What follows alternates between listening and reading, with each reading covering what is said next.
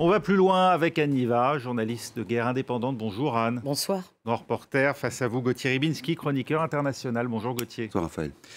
On en est au 222e jour de guerre en Ukraine. Et le moins qu'on puisse dire, c'est que le terrain n'a toujours pas livré son verdict, alors que la Douma, le Parlement russe, a ratifié l'annexion des 4 régions ukrainiennes à l'unanimité, sans même une voix d'abstention. La ville de Liman, elle est repassée hier aux mains des Ukrainiens, présentée par les experts comme un nœud ferroviaire stratégique vers l'est, la région de Louhansk, et à le nord de celle de Donetsk, alors que l'armée ukrainienne maintient aussi la pression au sud, dans la région de Kherson. Écoutez ce qu'en dit le secrétaire général de l'OTAN. Cela démontre que les Ukrainiens progressent. Ils sont capables de repousser les forces russes grâce à leur courage, leur bravoure, leurs compétences.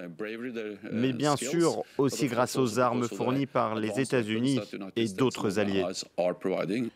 Anne Niva, n'y a-t-il pas un risque à infliger un tel démenti à Moscou, à pousser ainsi les Russes dans leur retranchement ? Mais c'est la guerre, Raphaël. Donc, les Ukrainiens, si vous leur dites ça, ils ne vont pas comprendre.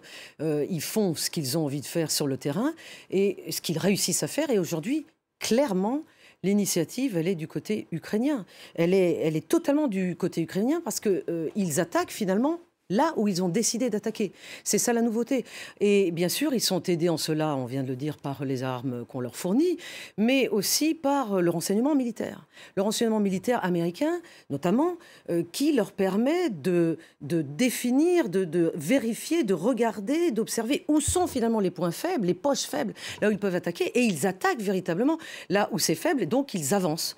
Et aujourd'hui, on en est là, on en est à cette deuxième phase, je dirais, de la contre-offensive ukrainienne qui a commencé à la fin de l'été, début septembre. Et ce qui est intéressant aujourd'hui, c'est de voir si la mobilisation côté russe va aboutir à quelque chose. Mais beaucoup de spécialistes militaires disent déjà que cette mobilisation aura du mal à avoir un effet sur le terrain. Et si effet est là, ça ne sera pas tout de suite, ça sera dans 3 mois. Et dans 3 mois, ça sera peut-être trop tard, étant donné également les conditions météorologiques, comme vous le savez, puisqu'il pleut beaucoup sur le front. Et ce n'est pas bon pour les blindés et pour les combattants. Et dans l'enlisement. L'enlisement, effectivement, des tangos. Alors, il faudra passer que sur des routes goudronnées. On sait très bien que la guerre, c'est pas que des routes goudronnées. Et ensuite, ça va se geler. Donc, il va forcément y avoir une espèce de pause sur le terrain militaire. Donc, les Ukrainiens, pour le moment, qui ont la main haute, veulent aller au plus loin.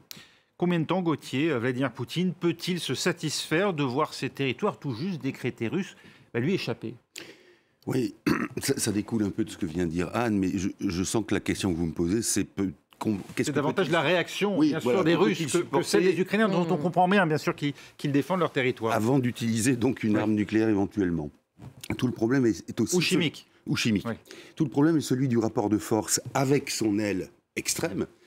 Toute une série d'anciens national-bolcheviques de l'époque où ce parti existait et chapeauté par Limonov. Tous ces gens-là sont là pour pousser au crime, c'est clair. Vous avez le Goebbels télévisuel, Salaviov, qui dit mais il faut passer par les armes, ceux qui ne veulent pas aller au combat. Bon, voyez où on en est. Mais si... Je pense que ce n'est pas encore maintenant qu'on peut se poser cette question exactement.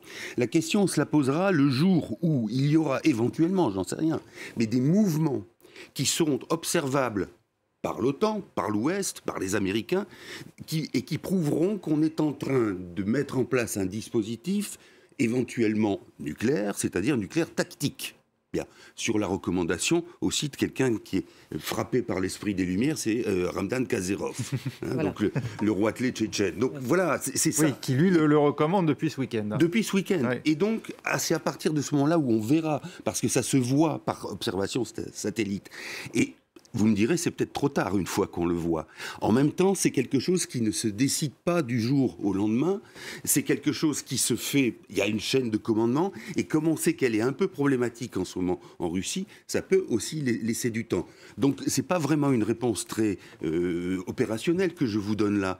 Mais c'est vrai que Poutine est partagé entre ses propres affects aujourd'hui et ceux d'une partie de l'extrême droite russe qui voudrait au fond qu'il aille plus vite ou à défaut l'éliminer ou le doubler. Anne Niva, vous pensez comme Gauthier que voilà, la qualité du renseignement et le caractère assez encombrant finalement du nucléaire fait qu'on ne peut pas le faire de manière anodine ou masquée ? Oui, tout à fait. Mais pour rajouter aussi à ce que vient de dire Gauthier, par rapport à Ramzan Kadyrov, ce qui est intéressant, c'est que, donc, comme dit Gauthier, il y a les plus extrémistes que Vladimir Poutine qui donnent de la voix aujourd'hui. Mais ce sont des opposants à Vladimir Poutine, des opposants plus extrémistes, mais des opposants quand même. Tandis que quand on parle de Ramzan Kadyrov, ça n'est pas un opposant à Vladimir Poutine, c'est un allié de Vladimir Poutine. Et ça, c'est nouveau. Depuis quelques jours, le fait qu'il y ait des alliés de Vladimir Poutine qui se permettent de critiquer haut et fort ce qui est en train de se passer.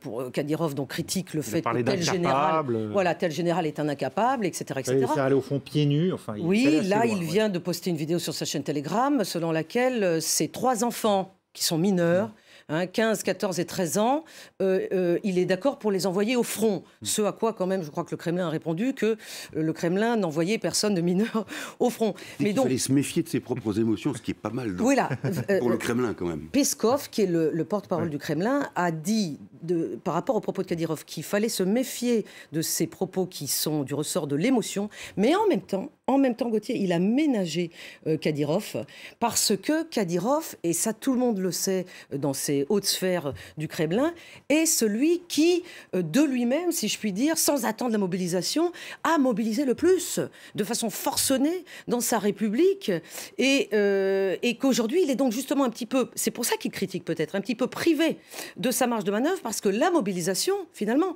l'empêche de continuer à mobiliser. D'ailleurs, il a dit qu'il ne mobiliserait plus.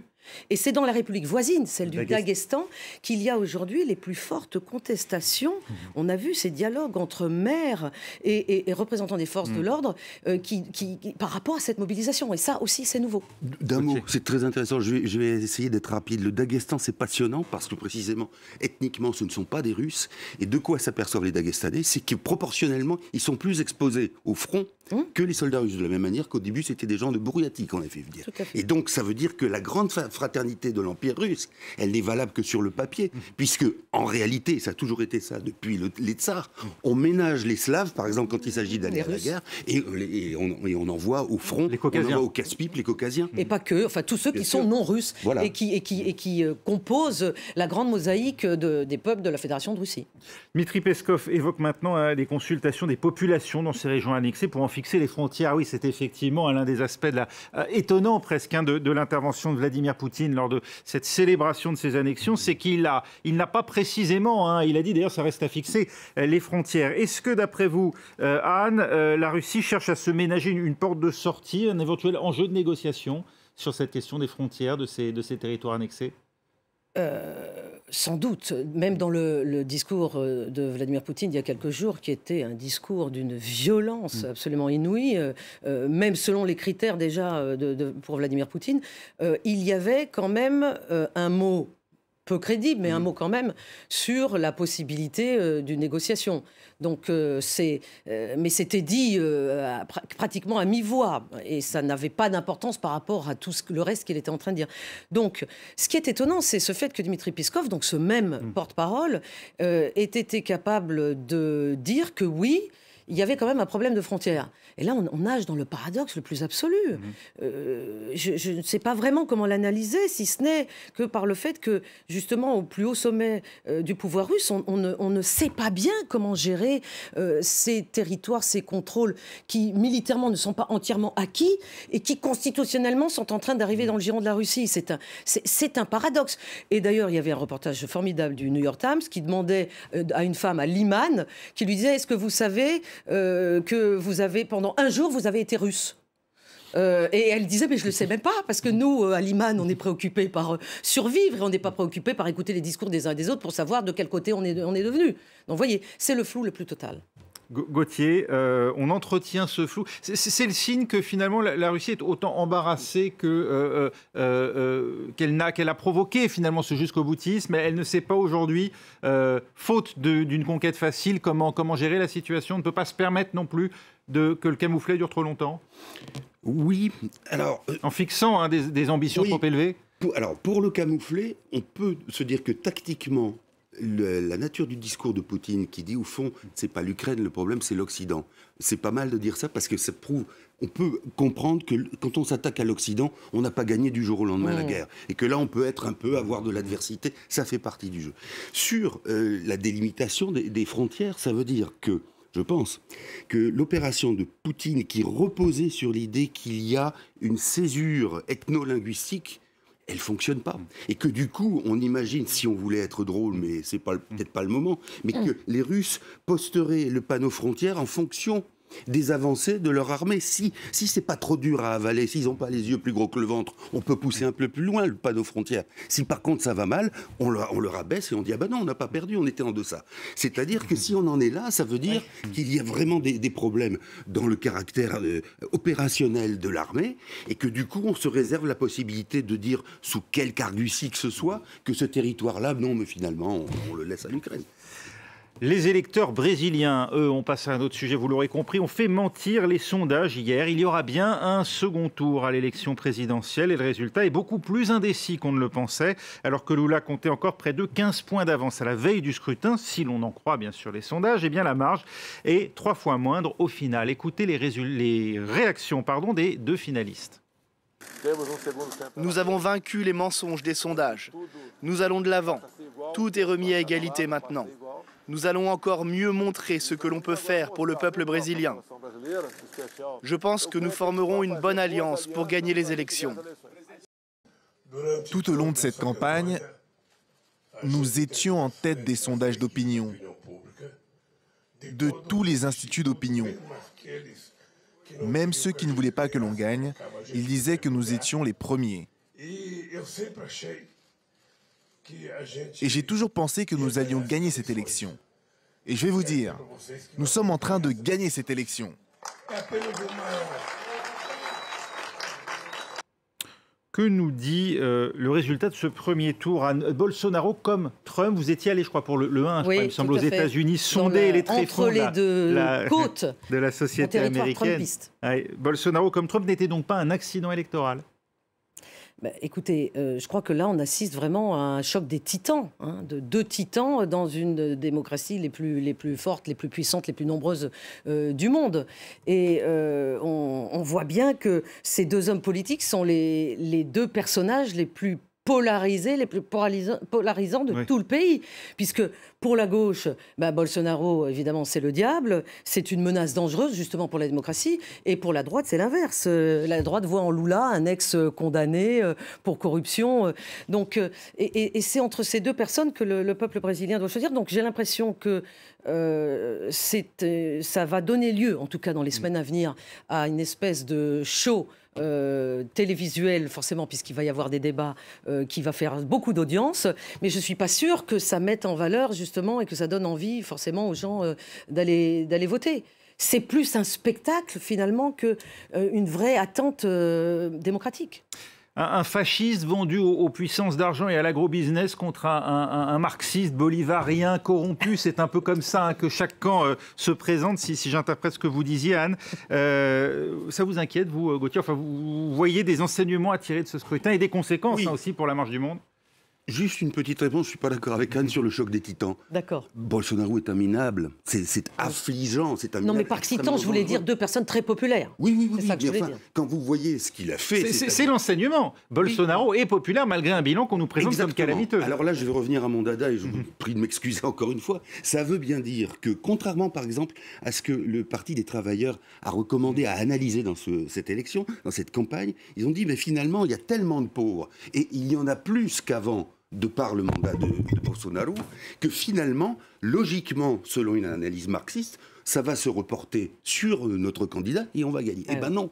Et c'est ça le problème, c'est que même des Brésiliens qui sont dans la misère, qui n'ont rien gagné, au contraire même qui ont perdu sous le mandat de Bolsonaro, pourquoi ils votent quand même pour lui ? Parce que ce type-là, avec tout le caractère minable qu'il peut avoir, fournit une nourriture symbolique extraordinaire. Quelque chose qui relève d'abord de la libération d'une parole. Quelle parole? C'est-à-dire de pouvoir lancer des ordures et des attaques sur toutes sortes de gens. Et ça fait partie... Alors on dit oui, mais ça ne fait pas manger les gens. C'est vrai que ça ne fait pas manger les gens, mais ça les fait vibrer. C'est du spectacle, c'est ce que je vous disais. C'est ça qui est terrible. Et si vous ajoutez à cela le fait que, précisément, quand on a eu la gauche de Lula et qu'on a cru c'est ce que disait tout le monde, aussi bien à gauche que même ceux qui étaient à droite, disaient elle doit être exemplaire. Et la gauche n'a pas été exemplaire. Et on lui fait payer d'autant plus ça que quand on s'appelle la gauche, on doit être exemplaire. Et ce que paie Lula dans ce premier tour, c'est qu'il ne l'a pas été. On peut discuter des circonstances, on peut discuter aussi du fait qu'il avait voulu contourner le Parlement, alors que celle qui a voulu être exemplaire s'est fait Dilma Rousseff. Tout ça, c'est intéressant, mais on fait payer aussi à cela, à Lula, cette forme de valeur morale qu'il n'a pas respectée, qu'il n'a pas tenue par rapport à Bolsonaro. En 2 mots, une élection sur les symboles, gratification symbolique, c'est essentiel dans l'explication pour comprendre ce premier tour. Je ne sais pas, je ne suis pas brésilienne, mais je pense que là, on a cette comparaison presque avec Trump. Et puis, voter pour être...